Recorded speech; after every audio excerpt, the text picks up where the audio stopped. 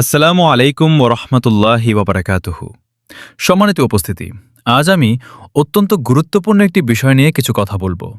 নেককার স্ত্রী। দুনিয়ার জীবনে একজন ভালো জীবনসঙ্গী আল্লাহর অনেক বড় নিয়ামত।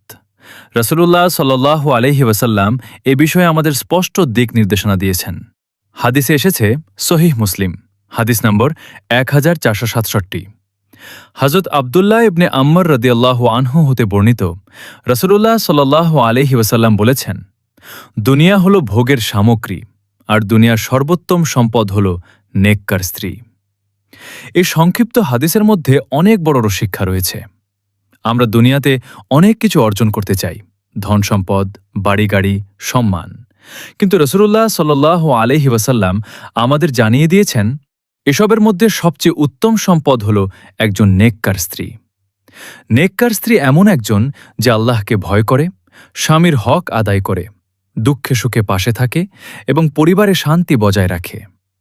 সে শুধু দুনিয়ার জীবন সুন্দর করে না, বরং আখিরাতের পথও সহজ করে দেয়। একজন নেক স্ত্রী স্বামীকে নামাজে উৎসাহ দেয়, হারাম থেকে বাঁচতে সাহায্য করে, সন্তানদেরকে দ্বীনের পথে গড়ে তোলে। ফলে পুরো পরিবার একটি দ্বীনী পরিবেশে বেড়ে ওঠে। অন্যদিকে যদি জীবনসঙ্গী নেক না হয়, তাহলে দুনিয়ার অনেক সম্পদ থাকা সত্ত্বেও জীবনে শান্তি থাকে না। তাই একজন মানুষের জন্য সবচেয়ে বড় সৌভাগ্যের বিষয় হল সে যেন একজন নেককার জীবনসঙ্গী পায়। তাই আমাদের উচিত শুধু বাহ্যিক সৌন্দর্য বা দুনিয়ার বিষয় দেখে নয়, বরং দ্বীনদারিতা দেখে জীবনসঙ্গী নির্বাচন করা এবং নিজেরাও নেক জীবনসঙ্গী হওয়ার চেষ্টা করা। আল্লাহ আমাদের সবাইকে নেককার জীবনসঙ্গী দান করুন এবং আমাদেরকে নিজেদেরকেও নেক বানার তৌফিক দিন। আমিন। আসসালামু আলাইকুম